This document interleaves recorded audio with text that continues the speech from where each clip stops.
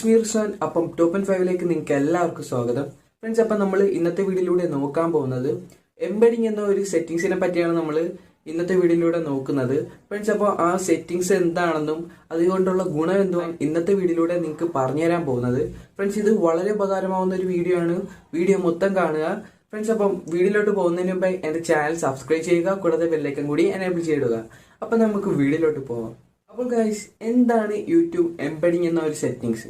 Embedding എന്ന് നമ്മൾ ഉദ്ദേശിക്കുന്നത് എന്താന്ന് വെച്ചിട്ടുണ്ടെങ്കിൽ നമ്മൾ മറ്റു സൈറ്റുകാർക്ക് ഒരു പെർമിഷൻ കൊടുക്കുന്ന ഒരു രീതിയാണ് ഈ എംബഡിങ് എന്ന് ഉദ്ദേശിക്കുന്നത്. അപ്പം അതിനൊരു എക്സാമ്പിൾ ഇപ്പം ഞാൻ നിങ്ങൾക്ക് കാണിച്ചു തരാം സംഭവം എന്താണെന്ന്. നിങ്ങൾക്ക് അപ്പോൾ കൂടുതൽ അത് മനസ്സിലാവുന്നതാണ്.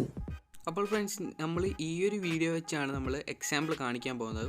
അപ്പോൾ ഈ വീഡിയോയുടെ അഡ്വാൻസിങ് സെറ്റിങ്സിൽ ചെന്നിട്ട് അലോ എംബഡിങ് എന്ന ഒരു ഓപ്ഷൻ ഇപ്പം ഓണാക്കിയിട്ടിരിക്കുകയാണ് ഗൈസ്. അപ്പോൾ നമുക്ക് ഈ ഒരു ഓപ്ഷനിലാണ് നമുക്ക് ഈ കളിയൊക്കെ നടക്കുന്നത്. അപ്പോൾ അത് നമ്മൾ ഓണാക്കിയിട്ടു. ഇനി നമുക്ക് നേരെ വാട്സപ്പിൽ പോയിട്ട് നമ്മൾ ഷെയർ ചെയ്ത ഒരു ലിങ്ക് നമ്മൾ അതിലൊന്ന് ക്ലിക്ക് ചെയ്ത് കഴിയുമ്പം നമുക്കൊന്ന് നോക്കാം എന്തിലാണ് ഇത് വർക്ക് ചെയ്യുന്നതെന്ന്. ഇപ്പോൾ നമ്മൾ ആ ഒരു വീഡിയോ ക്ലിക്ക് ചെയ്തു. ഇപ്പം ആ വീഡിയോ വർക്ക് ചെയ്തുകൊണ്ടിരിക്കുന്നത് വാട്സപ്പിൻ്റെ പ്ലെയറിലാണ്. അതായത് യൂട്യൂബായിട്ട് ഒരു കണക്ഷനും ഇല്ല, നേരെ വാട്സപ്പിൻ്റെ പ്ലെയറിലാണ് ഇതിപ്പോൾ വർക്ക് ചെയ്തുകൊണ്ടിരിക്കുന്നത്. അപ്പോൾ നമ്മൾ ആർക്കാണോ ഈ വീഡിയോ ഷെയർ ചെയ്തത് അവർ ഈ ഒരു ടൈപ്പിലാണ് പ്ലേ ചെയ്യുന്നതെങ്കിൽ നമുക്ക് വാച്ച് ടൈമോ വ്യൂസോ ഒന്നും കിട്ടത്തില്ല. ആ സമയത്ത് നമുക്കിനി അലോ എംബഡിങ് എന്ന ഒരു സെറ്റിങ്സ് ഓഫ് ചെയ്തിട്ടിട്ട് നമുക്ക് ഇനിയുള്ള റിസൾട്ട് നോക്കാം.